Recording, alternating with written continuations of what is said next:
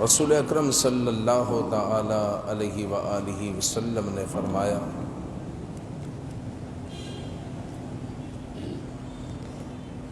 مردے کی حالت قبر میں ڈوبتے ہوئے فریاد کرنے والے کی طرح ہوتی ہے۔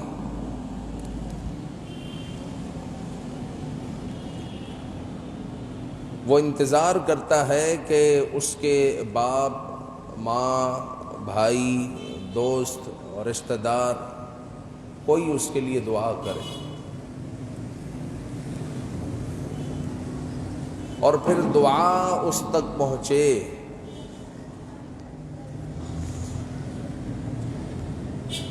اور جب دعا اس تک پہنچتی ہے تو حضور نے فرمایا کہ وہ اس کے لیے دنیا وما فیہا سے محبوب تر ہوتی ہے۔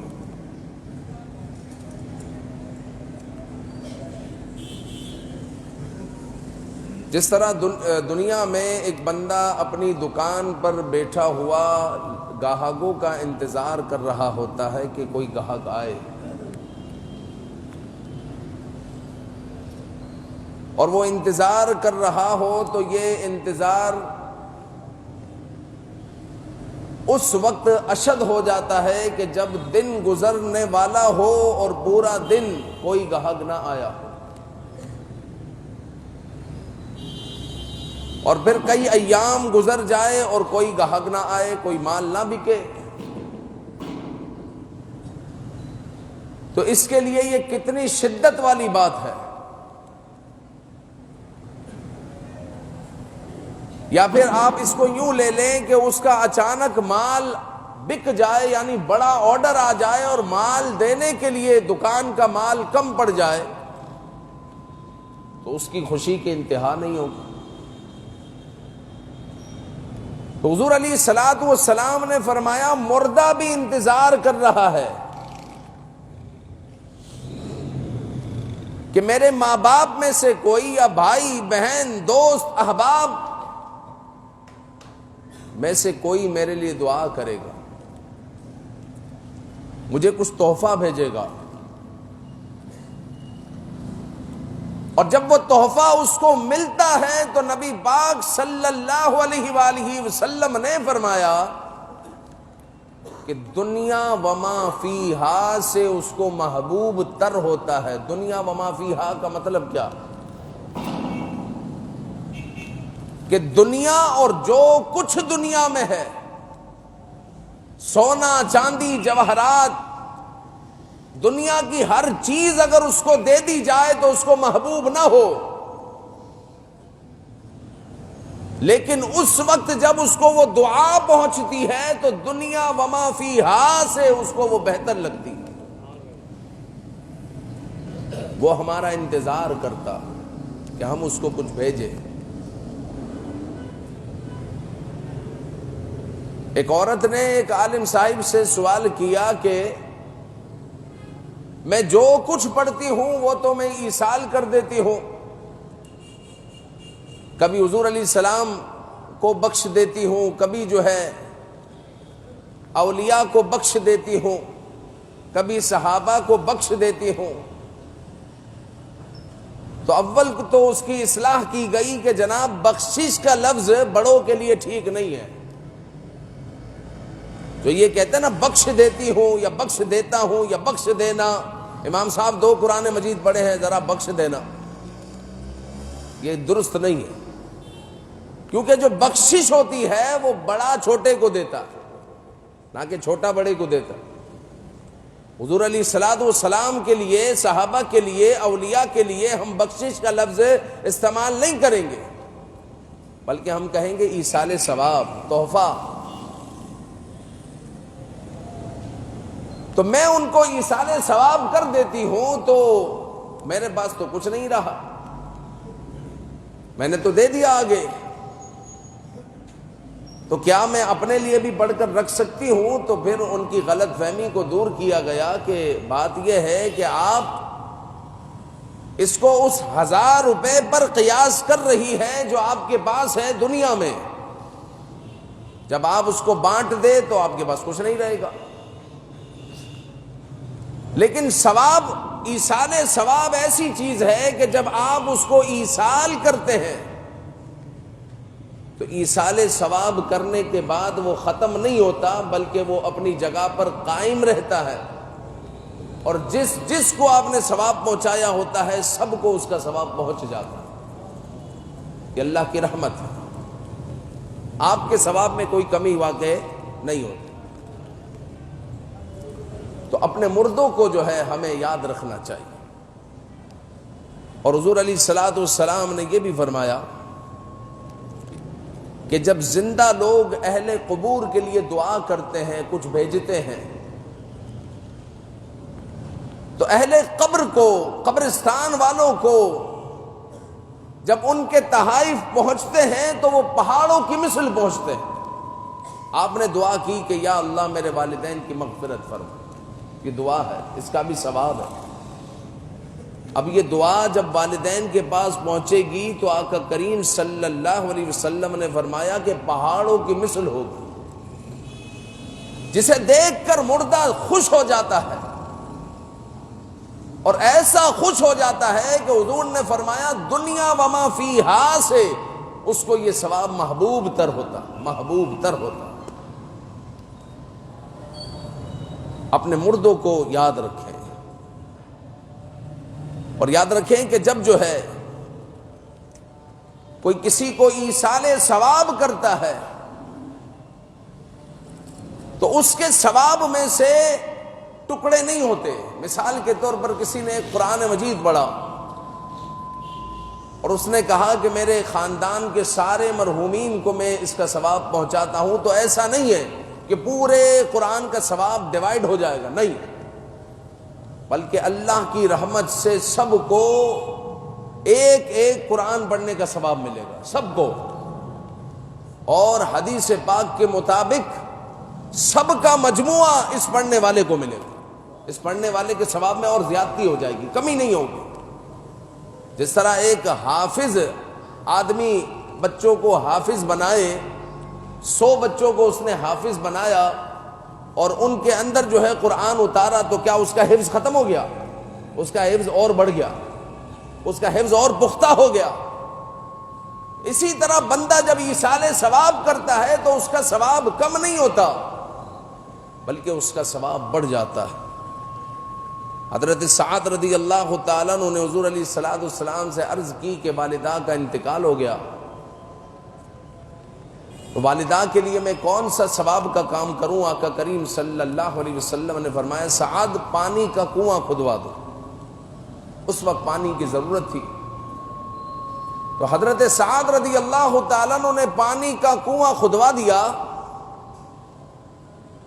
اور لکھ دیا ھذا لأم سعد، اس پانی کے کنویں کا ثواب سعد کی ماں کے لیے۔ تو یہاں پر بھی ایصال ثواب کا ایک ثبوت آ گیا۔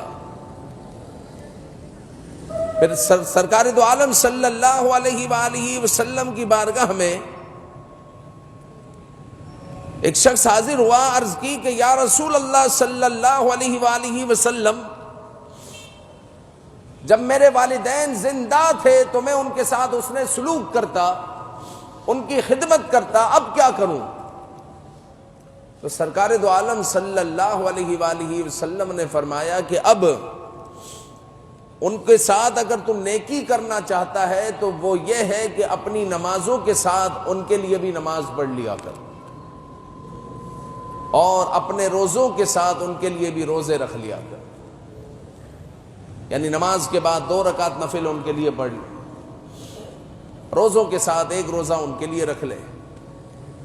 تو اپنی نمازوں کے ساتھ ان کے لیے روزے نماز پڑھ لے اور اپنے روزوں کے ساتھ ان کے لیے روزہ رکھ لے، یہ ان کے ساتھ نیکی ہے۔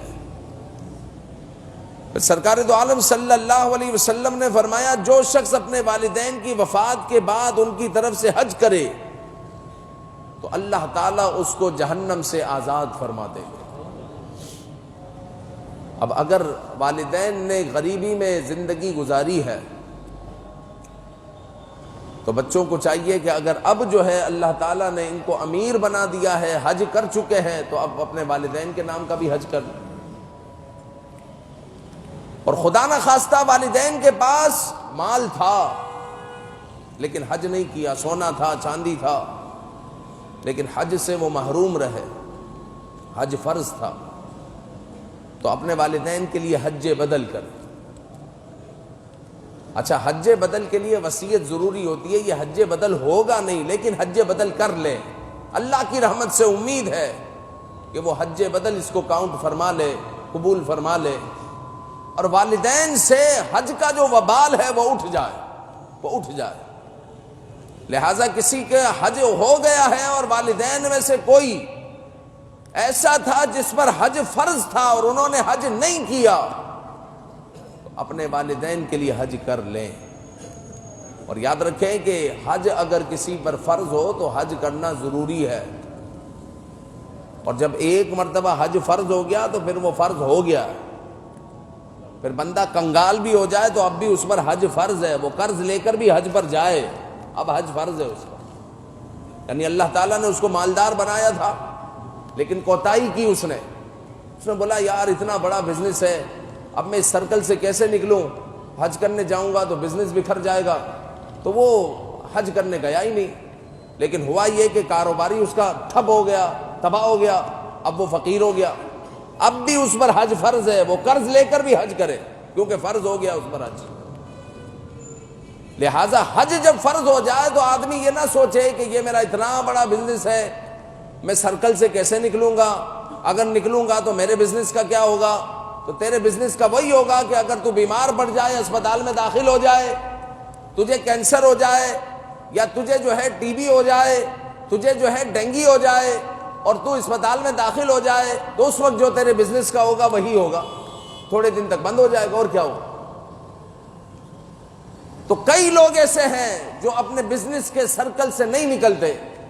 اور سمجھتے ہیں کہ میرے بغیر بزنس چلے گا ہی نہیں. تو نہ چلے 40 دن تک تو کیا ہو گیا. حج فرض ہے تو فرض ہے، اس کو فرض کو ادا کرنا چاہیے.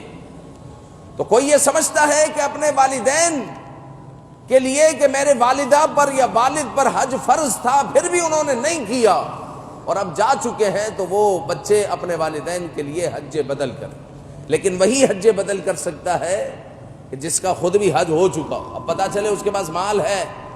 اب وہ اپنا حج چھوڑ کر اپنے والدین کا حج کر رہا ہے. ایسا نہیں، اس پر فرض ہے، پہلے اپنا فرض ادا کرے پھر والدین کی طرف سے حج بدل کر. لیکن حج بدل کا میں نے بتا دیا اس میں وصیت ہوتی ہے،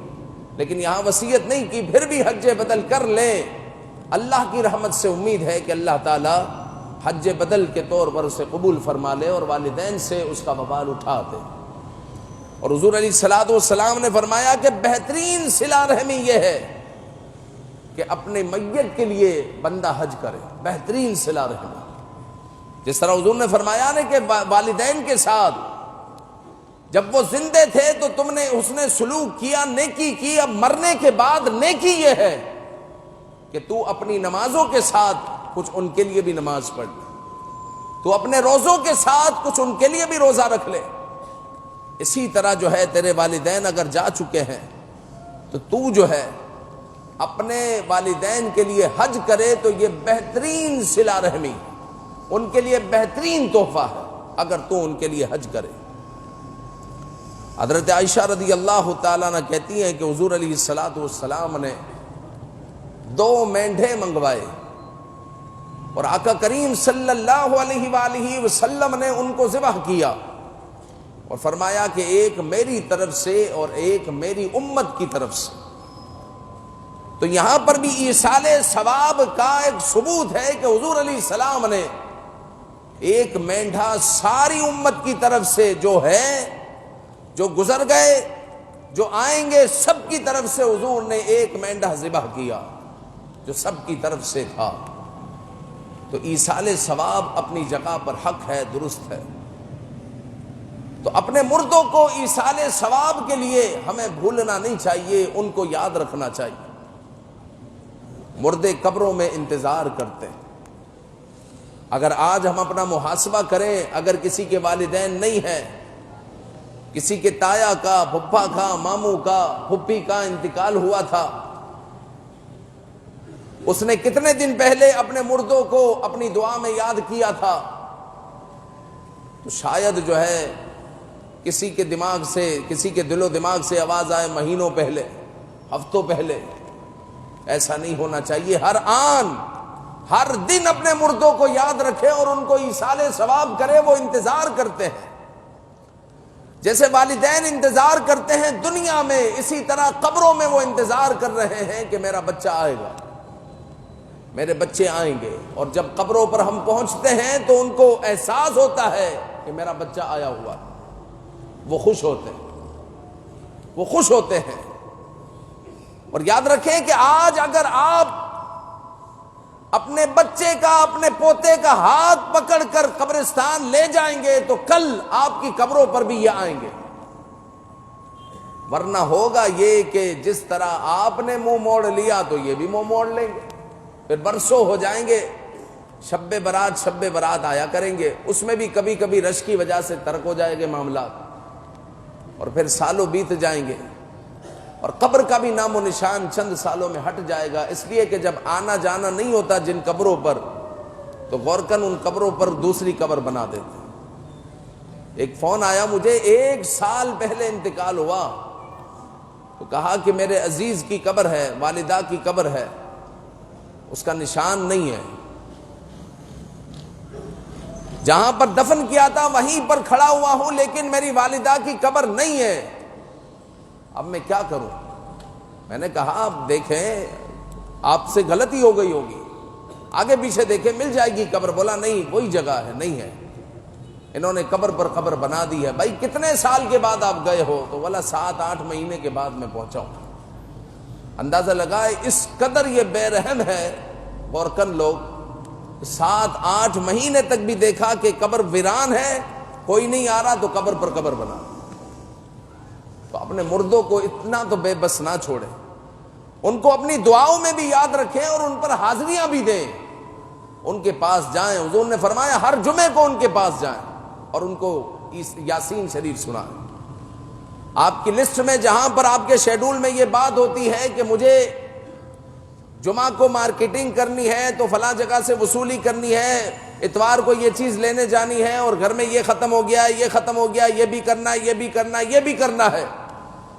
اس لسٹ میں کم از کم یہ بھی لکھا ہوا ہونا چاہیے کہ مجھے جو ہے اتوار کو اس وقت قبرستان جانا ہے، اپنی والدہ کے پاس جانا ہے، اپنے والد کے پاس، اپنے عزیز کے پاس جانا ہے۔ ہماری لسٹ میں یہ بات بھی شامل ہو، لیکن ہم میں سے اکثر کی لسٹ میں یہ بات شامل ہی نہیں ہوتی۔ مہینوں بیت جاتے ہیں، بعض لوگوں کے سالوں بیت جاتے ہیں، اپنے عزیزوں کی قبر پر نہیں جاتے۔ یہ عزیز آپ کا انتظار کر رہے ہیں، جس طرح آپ دنیا میں دکان پر بیٹھ کر گاہکوں کا انتظار کرتے ہیں، 2 گھنٹہ 4 گھنٹے ہو جاتے ہیں، گاہک نہیں آتا، دن گزر جاتا ہے، گاہک نہیں آتا، دوسرے دن آپ انتظار کرتے ہیں، گاہک نہیں آتا، پھر تیسرے دن انتظار کرتے ہیں، گاہک نہیں آتا، تو وہ جو شدت ہے انتظار کی، وہ جس پر گزری ہے یہ اسی کو پتا کہ 3 دن ہو گئے یار، 1 روپیہ ہاتھ میں نہیں آیا، گھر سے آتے ہیں جیسے ایسے ہی چلے جاتے ہیں، الٹا 200-400 روپیہ خرچہ ہو جاتا ہے۔ یہ جو انتظار کی شدت ہے یہ اسی کو معلوم ہے۔ اسی طرح ہمارا مردہ بھی قبر میں بیٹھ کر ہمارا انتظار کر رہا ہے، تو ہم اپنے مردے کو انتظار نہ کروائیں، بلکہ ان کو کچھ نہ کچھ بھیجیں۔ عادت رکھیں اپنی کہ اس نماز کے بعد 2 منٹ میری والدہ کے، 2 منٹ میرے والد کے ہوں گے، 2 منٹ میرے عزیز کے ہوں گے، کیونکہ 2 منٹ میں 2 رکعتیں ہو جاتی ہے، میں 2 رکعتیں ان کے نام کی پڑھوں گا اور میں ان کو ایصال ثواب کروں گا۔ کچھ نہیں ہو سکتا تو رات کو سوتے ہوئے اللہ کے حضور یہ عرض کر دیں کہ یا اللہ آج کے دن تو نے جو جو مجھے نیکی کرنے کی توفیق عطا فرمائی ہے مالک، ان تمام کا ثواب میں اپنے عزیزوں کو، خصوصاً اپنے رشتہ داروں کو، اور حضرت آدم علیہ السلام سے لے کر